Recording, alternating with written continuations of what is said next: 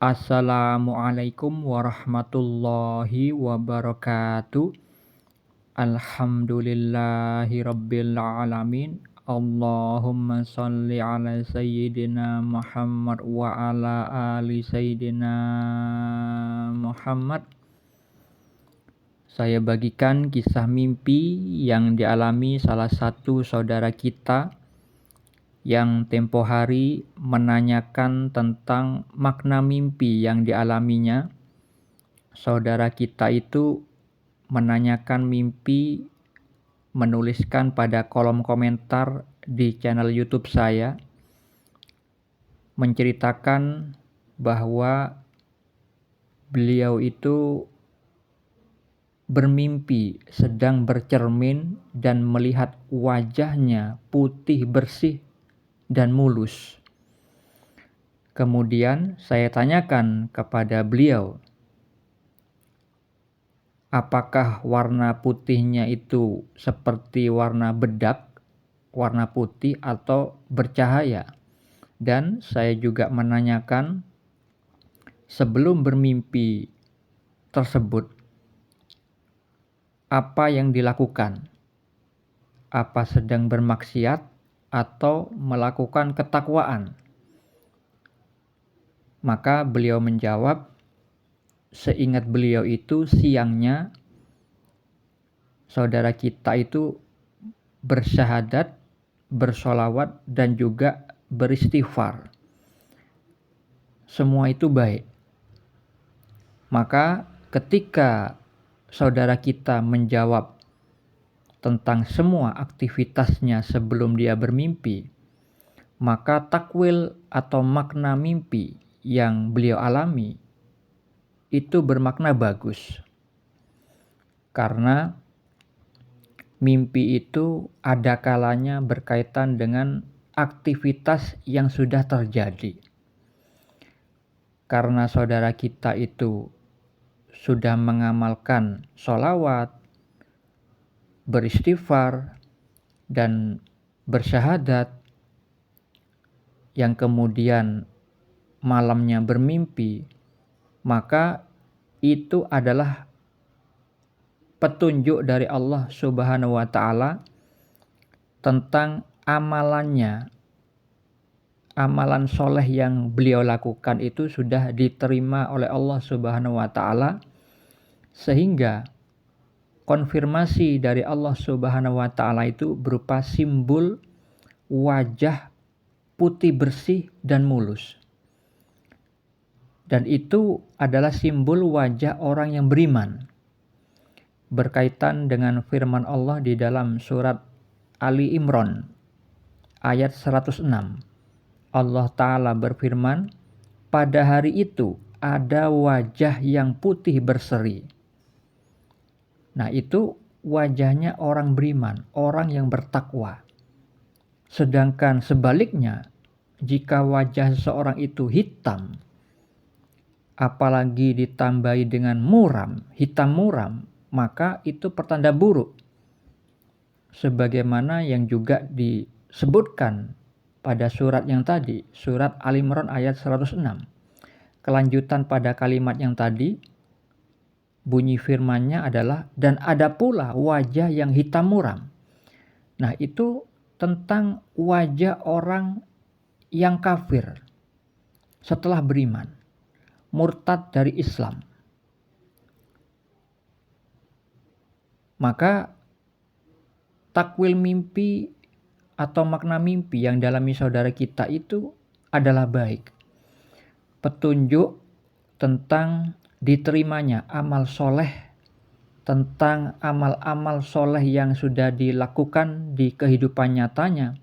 Kemudian Allah yang maha pengasih, maha penyayang, maha pembalas, maha bijaksana, memberikan wujud kasih sayangnya dengan diberi mimpi, petunjuk.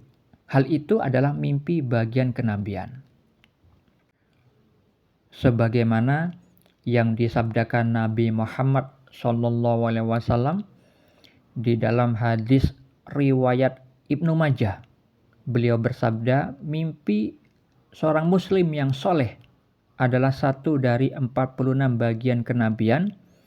Sedangkan di dalam hadis riwayat Al-Bukhari dan Muslim, beliau bersabda, mimpi seorang mukmin adalah satu dari 46 bagian kenabian.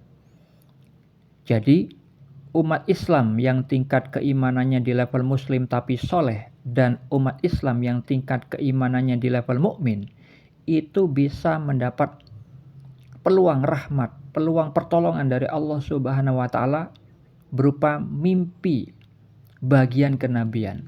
Yang disebut mimpi bagian kenabian adalah salah satu fasilitas yang dimiliki para nabi adalah mendapat petunjuk berupa mimpi yang benar dalam tidur, sebagaimana yang juga terjadi kepada Rasulullah SAW.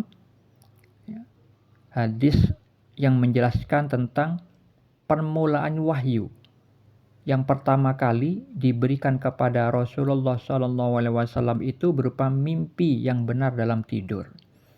Hal itu disebutkan di dalam hadis riwayat Al-Bukhari. Dan perlu diketahui juga bagi seluruh umat Islam pada khususnya bahwa mimpi itu bukan hanya kembangnya tidur, sebagaimana pemahaman orang awam di luar sana.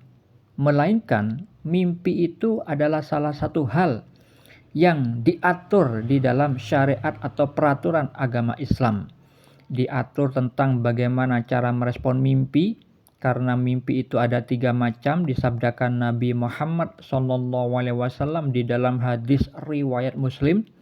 Beliau bersabda, mimpi baik yang merupakan kabar gembira itu datangnya dari Allah.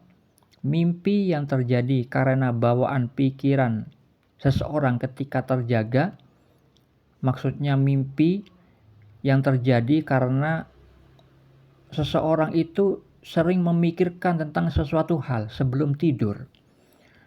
Memikirkan tentang hal yang buruk atau sesuatu yang baik, kemudian terbawa di dalam mimpi. Mimpi seperti itu tidak ada takwilnya, tidak ada maknanya. Kemudian mimpi jenis yang ketiga adalah mimpi yang menyedihkan, datangnya dari setan. Misalkan mimpi dikejar-kejar pocong, dikejar-kejar hantu. Mimpi tersebut juga tidak perlu ditakwil karena tidak ada maknanya. Mimpi yang menyedihkan dari setan itu hanya untuk menggoda manusia, supaya manusia itu merasa was-was, merasa takut di dalam menjalani kehidupannya. Makanya Nabi Muhammad SAW itu melarang kalau misalkan kita bermimpi yang menyedihkan datang dari setan, yang menyeramkan, itu dianjurkan untuk tidak diceritakan. Karena apa? Karena memang tidak akan memberi dampak buruk bagi orang yang bermimpi, karena itu hanya ditakut-takuti setan, jin-jin yang jahat di dalam tidurnya. Dan perihal mimpi yang juga diatur di dalam syariat Islam adalah tentang orang yang diizinkan oleh Allah untuk mentakwilkan mimpi, yaitu adalah orang yang memang ditakdirkan oleh Allah untuk mentakwilkan mimpi. Allah berfirman pada surat Yusuf ayat 6, ayat 21 dan ayat 101 yang menjelaskan bahwa Nabi Yusuf alaihissalam diberikan pengajaran sebagian ilmu takwil mimpi, yang itu artinya ilmu takwil mimpi bukan didapat dari membaca buku, bukan dari katanya, bukan dari mencontek buku-buku tafsir mimpi, misalnya buku tafsir mimpi milik Ibnu Sirin yang juga ahli di dalam mentakwilkan mimpi. Itu tidak bisa begitu, karena setiap visual mimpi itu berkaitan dengan kondisi spiritual orang yang bermimpi. Jadi tidak bisa dengan cara mencontek.